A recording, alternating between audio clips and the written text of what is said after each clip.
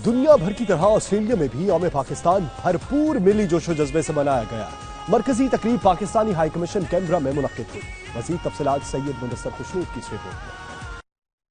Edinburgh में Pakistan high commission में यौम पाकिस्तान की मरकजी तकरीब मुनक्कद हुई, जिसमें हाई कमिश्नर बाबर अमीन ने परचम कुशाई की। तकरीब में deputy high commissioner doctor Khalid Ejaz, दिफाई adviser brigadier Asim Khan, counsellor Amir Atudi, Tariq Ali Wazir के अलावा तीनों मुसल्लह अफराद के कैडेट्स, सिविल सोसाइटी के नुमायां अफराद, ज़ेर तालीम तालिब इल्मों की कसीर तादाद ने शिरकत की। इस मौके पर मुख्तलिफ ममालिक के सुफरा और इनके अहले खाना भी मौजूद थे। बच्चों ने चारों सूबों के अलावा गिलगित बल्तिस्तान और कश्मीर के इलाकाई लिबास पहनकर मिली नगमे पेश किए, जिन्हें गैर मुल्की सफीरों ने खूब सराहा।